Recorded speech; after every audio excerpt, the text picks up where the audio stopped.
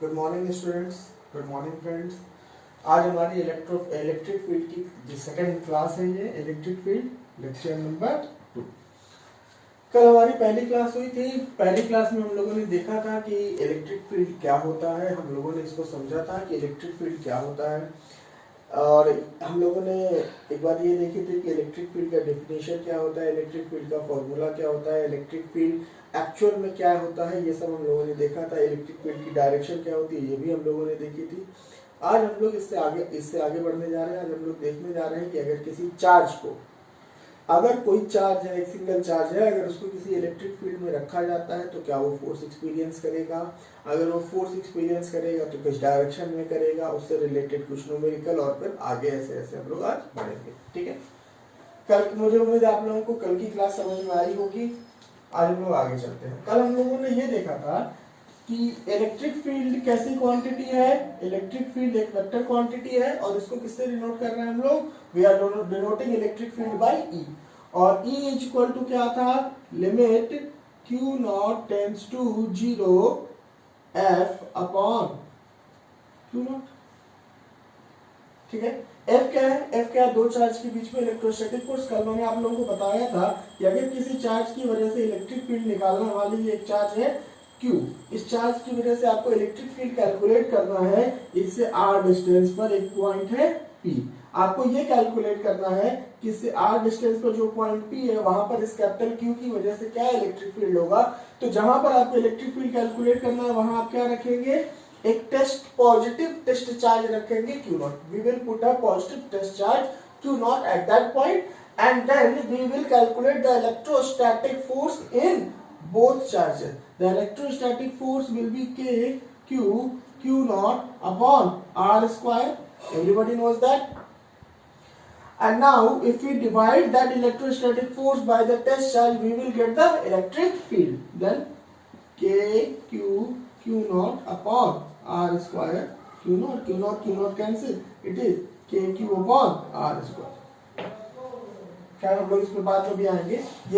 ये चीज का मैंने आप लोगों को पढ़ाया था। So E is equal to limit है, हम इसको अगर हटाएं तो this can be E is equal to F upon Q nought. F क्या है, इलेक्ट्रोस्टैटिक फोर्स। कल यहाँ तक हम लोग पढ़ चुके थे, आज हम लोग इसके आगे चलेंगे। आज हम लोग मेन बात क्या करेंगे, बेसिक बात होगी। जो हमारा मेन टॉपिक होगा आज का वो ये होगा कि अगर किसी चार्ज को, if you put any charge in an electric field, तो वो किस तरीके का फोर्स एक्सपीरियंस करता है। ठीक है, by this formula we can write that F is equal to E into Q naught. We can write in this formula. So we can write that F is equal to Q into E.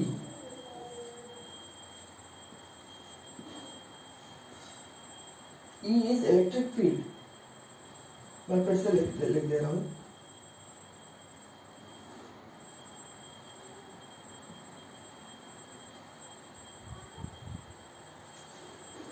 Equal to Q into E। इसका मतलब क्या हुआ कि अगर किसी भी electric field में अगर आप किसी भी चार्ज को रखते हैं, if we put any charge in an electric field, the charge will experience a force which will depend on the nature and magnitude of the electric field. Clear? Suppose that कोई reason है, इस reason में electric field इस तरीके से है। ठीक है, इसमें इस इलेक्ट्रिक फील्ड का डिनोट करना है ई से, इसका मैग्नीट्यूड ई है और डायरेक्शन इस तरफ है, और इसमें एक चार्ज हमने रख दिया Q। तो ये चार्ज एक फोर्स एक्सपीरियंस करेगा, और उस फोर्स की वैल्यू होगी Q इंटू ई, जहाँ Q क्या होगा, मैग्नीट्यूड ऑफ चार्ज, और E क्या होगा, इलेक्ट्रिक फील्ड। क्लियर? और इस चार्ज पर जो फोर्स लगेगा उसका जो डायरेक्शन होगा वो इलेक्ट्रिक फील्ड के डायरेक्शन में होगा, तब जब ये चार्ज क्या होगा, पॉजिटिव और तो मैं आपको बता रहा था कि इस पर जो फोर्स लगेगा उसकी वैल्यू होगी F equal to Q into E, और उसका जो डायरेक्शन होगा उस फोर्स का डायरेक्शन होगा in the direction of electric field, अगर ये चार्ज क्या होगा, पॉजिटिव, और opposite to the direction of electric field अगर ये चार्ज क्या होगा, नेगेटिव। ठीक है, कल की क्लास में मैंने आप लोगों को बताया था कि इलेक्ट्रिक फील्ड की डायरेक्शन क्या होती है। इलेक्ट्रिक फील्ड की direction always along the direction of electrostatic force होती है। उस टेस्ट चार्ज पर इलेक्ट्रोस्टैटिक फोर्स जिस टेस्ट चार्ज की, जैसे देखिए हमने मान लीजिए Q है, इस Q चार्ज की वजह से हमें इलेक्ट्रिक फील्ड कैलकुलेट करना है। इससे r डिस्टेंस पर एक टेस्ट चार्ज हमने रख दिया Q0, ठीक है। इससे r डिस्टेंस पर एक टेस्ट चार्ज रख दिया हमने Q0। यहाँ पर हमें इस चार्ज की वजह से इलेक्ट्रिक फील्ड पता करना है। तो मैंने कल आपको बताया था कि यहाँ पर इलेक्ट्रिक फील्ड की जो डायरेक्शन होगी वो सेम होगी इस चार्ज की वजह से इस टेस्ट चार्ज पर लगने वाले इलेक्ट्रोस्टैटिक फोर्स के डायरेक्शन के। सपोज दैट ये भी पॉजिटिव है और ये भी पॉजिटिव है, इसका मतलब ये दोनों एक दूसरे को क्या करेंगे, रिपेल करेंगे। तो इस Q0 टेस्ट चार्ज पर इलेक्ट्रोस्टैटिक फोर्स की डायरेक्शन ये होगी, यानी कि यहाँ पर इलेक्ट्रिक फील्ड की भी डायरेक्शन यही होगी। क्लियर? अगर ये चार्ज हम तो टेस्ट चार्ज जो लेते हैं वो ऑलवेज क्या होता है, स्मॉल होता है और पॉजिटिव होता है। तो हमने मान लीजिए अब इस चार्ज को नेगेटिव ले लिया, तो ये नेगेटिव और ये पॉजिटिव, ये चार्ज अब इस चार्ज को अपनी तरफ अट्रैक्ट करेगा। तो सेकंड केस में इस पर फोर्स की डायरेक्शन इधर होगी, तो यहाँ पर इलेक्ट्रिक फील्ड की डायरेक्शन भी इधर होगी। यानी कि प्लस चार्ज की वजह से इलेक्ट्रिक फील्ड की डायरेक्शन क्या थी, अवे फ्रॉम द चार्ज, और माइनस चार्ज की वजह से इलेक्ट्रिक फील्ड की डायरेक्शन क्या होगी, टुवर्ड्स द चार्ज। तो अगर किसी इलेक्ट्रिक फील्ड में हम किसी भी चार्ज को रखते हैं, तो अगर वो चार्ज पॉजिटिव है तो उस चार्ज पर लगने वाले फोर्स की डायरेक्शन उस इलेक्ट्रिक फील्ड के डायरेक्शन में होगी, और अगर वो चार्ज नेगेटिव है तो opposite to the direction of electric field होगी। यही है आज का मेन टॉपिक, ठीक है। ये चीज आप लोग समझ लीजिए कि किसी चार्ज को अगर हम किसी इलेक्ट्रिक फील्ड में डालते हैं तो उस पर एक फोर्स लगता है। चलिए मैं आपको ये लिखवा देता हूँ, लिखना स्टार्ट करिए। फर्स्ट पॉइंट लिखिए, इसमें फोर्स ऑन हेडिंग डालिए, force on a charge in electric field, ठीक है। आप लोग हेडिंग डालिए force on a charge in electric field. उसके बाद ये इतना लिख लीजिए, ये इतना नोट डाउन कर लीजिए, और ये भी बस। उसके बाद फिर मैं लिखा नोट डाउन।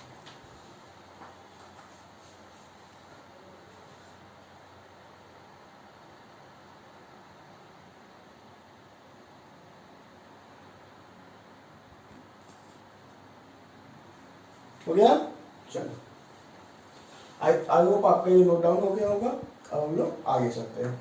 अब ये नोट डाउन कर लिया, इसके नीचे फर्स्ट पॉइंट डालिए, लिखिए इफ अ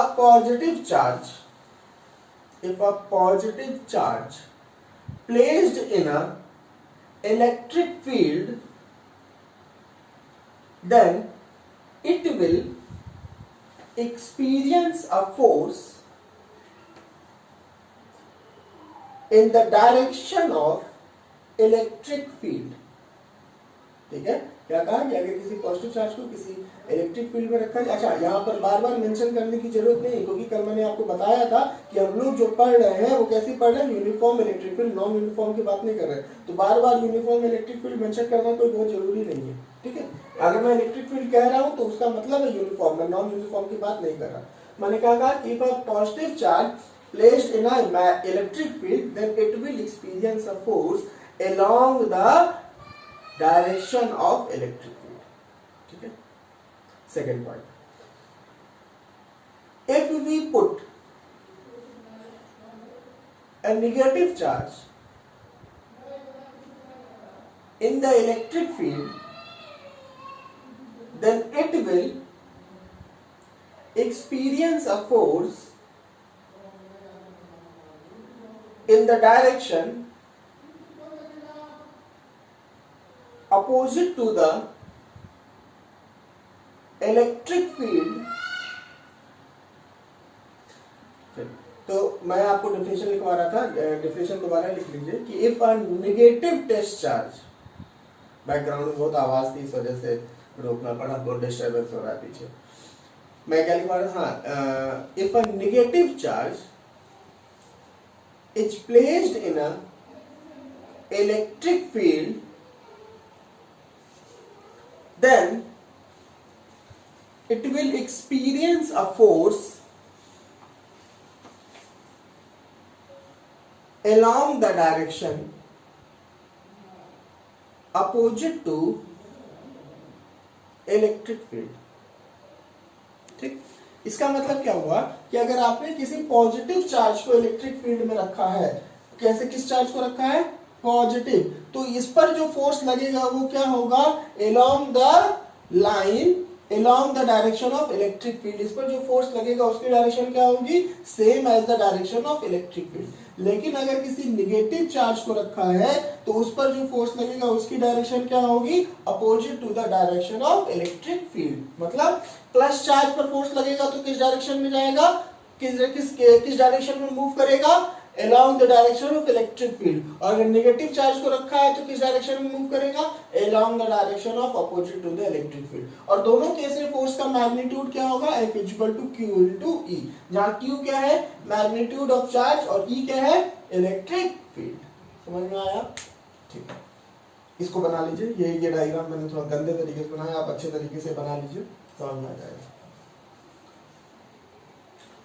बन गया, चलिए अगला पॉइंट लिखिए, if a positive charge placed in an electric field at rest,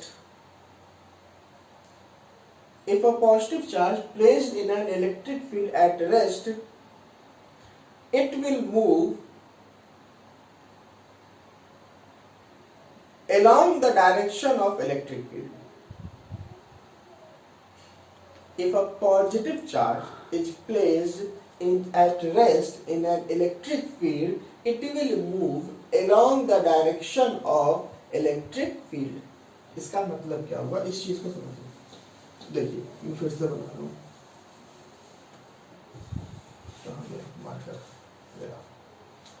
suppose that ये एक इलेक्ट्रिक फील्ड है, ठीक है, इलेक्ट्रिक फील्ड की ये डायरेक्शन, ठीक है, इसमें हमने एक पॉजिटिव चार्ज को रख दिया, ठीक है, इनिशियल इसकी वेलोसिटी कितनी थी, 0, इसकी इनिशियल वेलोसिटी कितनी है, 0, मतलब क्या कह रहा है, रेस्ट में है, रेस्ट में है तो जाहिर सी बात है ये एक फोर्स एक्सपीरियंस करेगा F, ये फोर्स होगा F is equal to Q into E।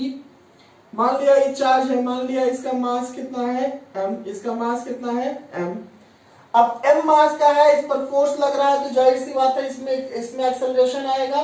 We know that F is equal to ma, तो a इज इक्वल टू क्या होता है, F by m, F is equal to क्या होगा, Q into E by m, यानी इसमें कितना acceleration आएगा, एक्सेलरेशन आएगा Q into E by m। अब अगर कोई चीज जो रुकी हुई है, जो रेस्ट में है, जिसका u कितना है, 0, उसके अंदर कोई एक्सेलरेशन आ जाए तो वो क्या होगा, वो मूव करेगा किस डायरेक्शन में, इन द डायरेक्शन ऑफ एक्सेलरेशन, और यहाँ पर जो एक्सेलरेशन की डायरेक्शन है वही फोर्स की डायरेक्शन है, और फोर्स की डायरेक्शन क्या है, फोर्स की डायरेक्शन है along the direction of electric field. Clear, force की डायरेक्शन क्या है, along the direction of electric field, तो ये किस डायरेक्शन में मूव करना चालू करेगा, ये मूव करना चालू करेगा along the direction of electric field. लेकिन कब, तब जब इसको किस में रखा जाएगा, रेस्ट में, ठीक है। बाकी दूसरे केस में भी मैं देखूंगा, ये चीज समझ में आया, अपने पॉइंट लिख लिया, ये डायग्राम बना लीजिए और लिख लीजिए।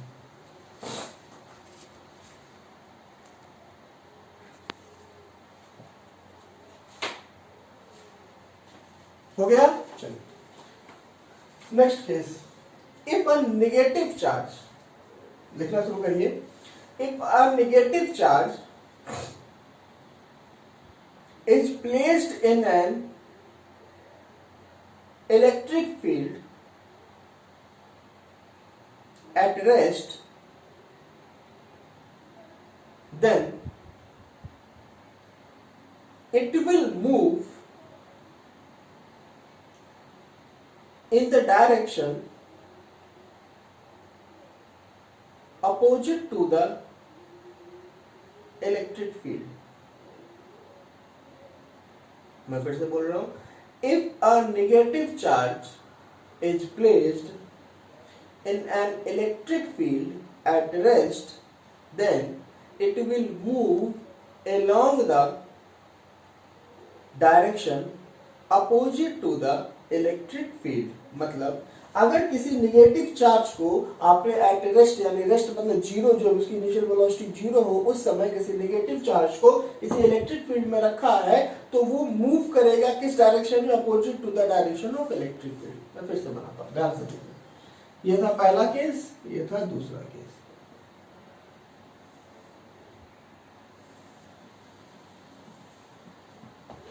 इस बार इलेक्ट्रिक फील्ड कितनी है E, और इसमें चार्ज कितना रखा गया है -q। ठीक है, अब देखिए जब इस पर चार्ज रखा गया तो मैंने आपको इससे पहले बताया है कि हर चार्ज जो भी इलेक्ट्रिक फील्ड में रखा जाएगा, every charge which is being placed in an electric field will experience a force either positive or negative, will experience a force which have a magnitude F is equal to Q into E, where Q is the magnitude of charge and E is the magnitude of electric field. The only thing which changes is the direction of the force. For positive it will be along the electric field, and for negative it will be opposite to the electric field. In this case, this charge also experience a force. That force F is equal to Q into E. Suppose that its mass is m and initial velocity u is 0 as stated in the statement. Initial velocity 0. It means it is at rest. Then it will start experience of force F is equal to Q, and the direction of force will be opposite to the direction of electric field. So here acceleration A is equal to QE by m produced in the direction of the force. यहाँ पर एक acceleration A equal to QE by m पैदा होगा, जो किस में होगा, जो कि उस डायरेक्शन में होगा जो कि इलेक्ट्रिक फील्ड के अपोजिट है, यानी कि उस डायरेक्शन में होगा जो फोर्स की डायरेक्शन है। अब फोर्स की डायरेक्शन में एक एक्सेलरेशन प्रोड्यूस होगा, तो जिस बॉडी पर, जिस डायरेक्शन में, अगर किसी बॉडी पर किसी पर्टिकुलर डायरेक्शन में कोई एक्सेलरेशन पैदा होता है तो वो इस डायरेक्शन में मूव करने लगती है, तो ये बॉडी भी इस डायरेक्शन में मूव करने लगेगी। यही इस दो स्टेटमेंट में आपसे कह रहा है। क्लियर? आप ये डायग्राम बना लीजिए फटाक से।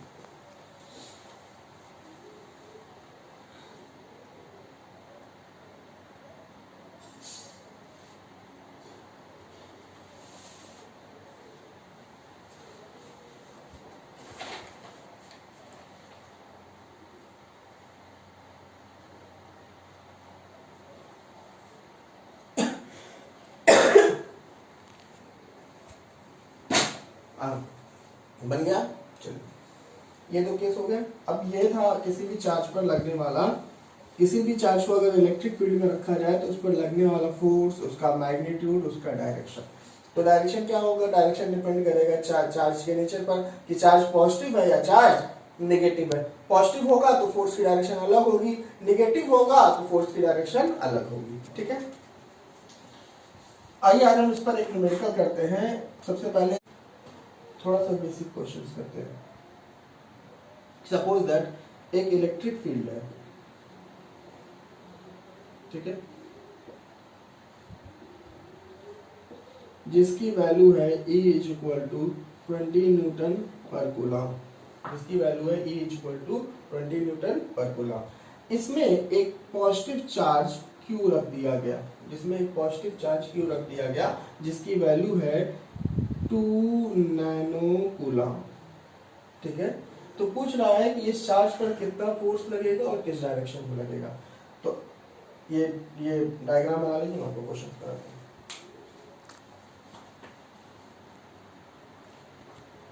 चलिए, ये बन गया। आप देखिए, हम लोगों ने बहुत ही बेसिक लेवल क्वेश्चन उठाया कि एक चार्ज है 2 नैनो कूलम का, उसको एक इलेक्ट्रिक फील्ड जिसकी वैल्यू है 20 न्यूटन पर कूलम में उठा करके रख दिया गया है, तो ये कितना फोर्स एक्सपीरियंस करेगा। देखिए, F इज इक्वल टू क्या होता है? Q इंटू E, हम लोगों ने पढ़ा है। तो यहाँ पर Q की वैल्यू क्या है? 2 नैनो कूलम, और E की वैल्यू कितना है? 20 न्यूटन पर कूलम। तो हो गया Q हुआ 2 into 10 to the power -9 into 20 newton per coulomb. ये हुआ कूलम, ये हुआ न्यूटन पर कूलम। तो ये हुआ आपका 4 into 10 to the power -8 newton net force experienced by the charge. Note it down.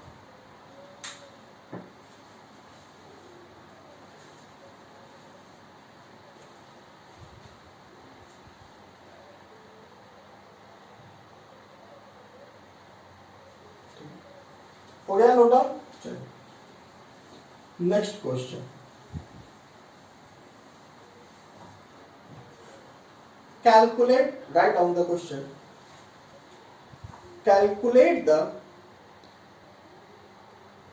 magnitude of electric field. Calculate the magnitude of electric field which can just balance a deuteron of mass 3.2 into 10 to the power minus 27 kilogram. ठीक है. Calculate the magnitude of electric field which just can balance a deuteron of mass 3.2 into 10 to the power minus 27 kilogram. Okay, try to solve it. Your 2 minutes.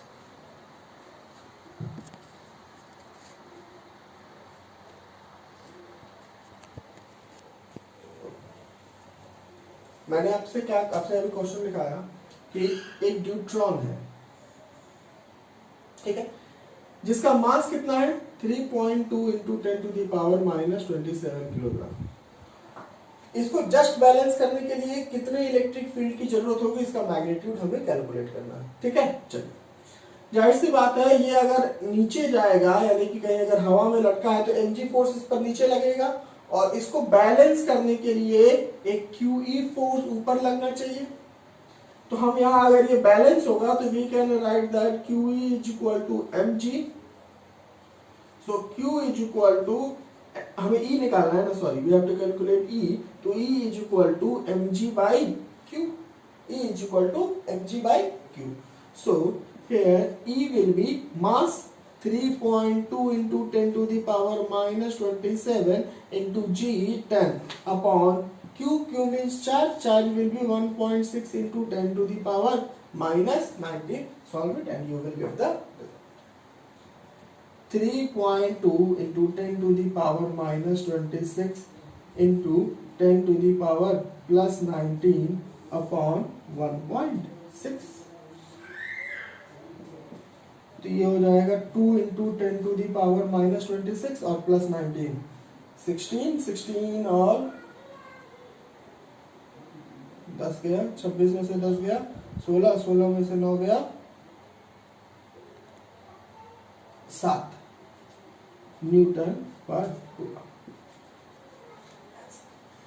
Note it down.